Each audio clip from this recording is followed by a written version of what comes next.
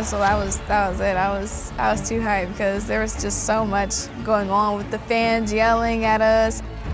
There's 2 minutes left, and so I feel like that was one of the caps for the game.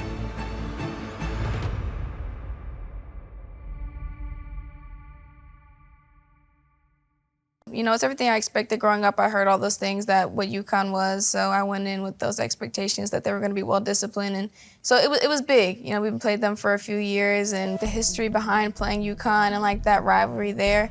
Tonight, the Irish play their best, and they're on to the national championship game for the second year in a row. Inside, and Chanwa got it with 1.8 to go, and Notre Dame wins its first Big East Tournament Championship. Ogunbowale. Good! Notre Dame with the win. On to the title game. We knew that it was going to be tough coming in. We're going into their court, and they made it, you know, such a big deal. So we knew it was going to be a tough game. We knew the rivalry behind it. We knew we had to stay locked into each other because we know the game of basketball is a game of runs. So just staying locked in with each other. Notre Dame comes into town out of the ACC to take on the Big East UConn Huskies.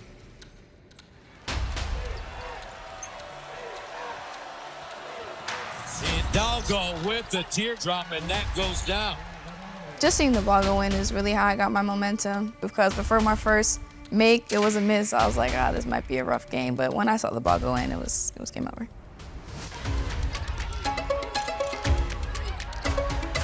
Hidalgo, that's Buell.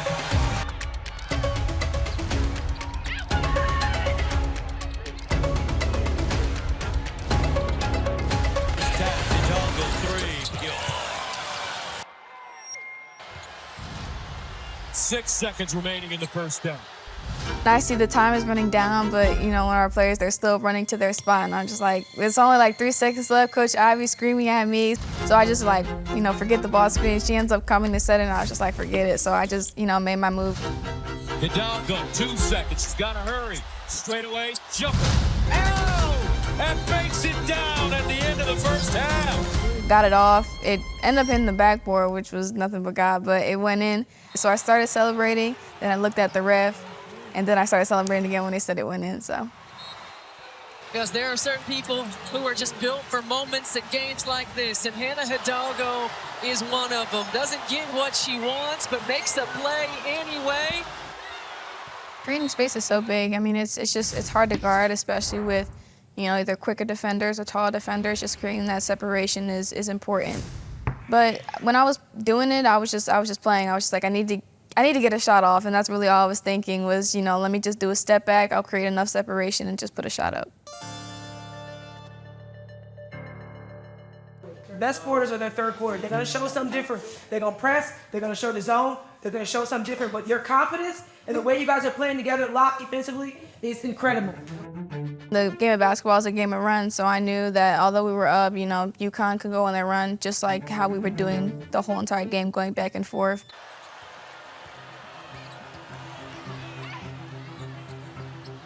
Hidalgo turns again up top. Westbelt shoots it. The chemistry with Maddie, you know, it really showed that game. You know, Maddie could set the screen and either roll or she could set the screen and pop. Once we figured that out, it was game over, because if 2 people are running at me, that means somebody's open. And then, of course, Maddie was able to get her shot off when I found her. Me being fast, I'm able to drive quickly. So when that 3-ball was going in, it was able to open doors for now they're running out at me. So now I have to do something different, whether that's driving or pulling up. Becker. Baseline. Ice Brady.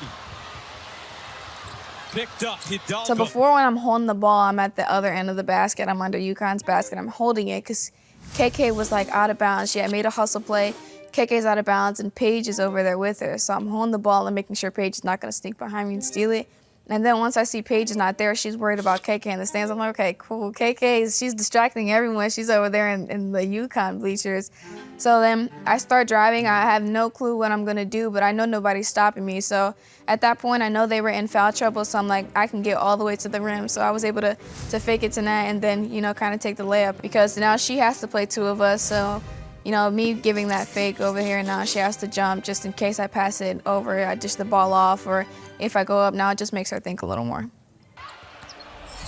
Hidalgo driving, counted on the foul. Then when I heard that blue whistle, that was it. I was too hyped because there was just so much going on with the fans yelling at us. There's 2 minutes left, and so I feel like that was one of the caps for the game. The Notre Dame Fighting Irish come in the storm and end Gino Auriemma's 13-game winning streak with an 82-67 win. It felt great because I'm like, we just beat UConn at home, in front of all their fans, all their top alumni who's in the WNBA, all these legends. We just, just got a victory, and the Lord blessed me with such a tremendous game. At the moment, it was my highest scoring game, so it was exciting, honestly. Let me start out with Hannah Hidalgo.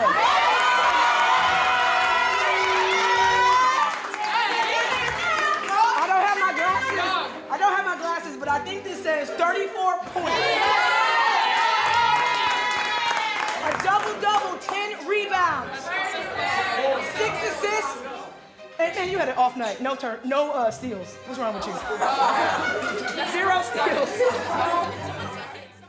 We're able to have a different connection. She was a point guard, I'm a point guard, so that point guard connection is just different. I'm able to go to her and see things and tell her things, and she's able to see things differently from a point guard perspective, and she's able to help me get to the next level of being a point guard because she knows what it takes to be at the top level.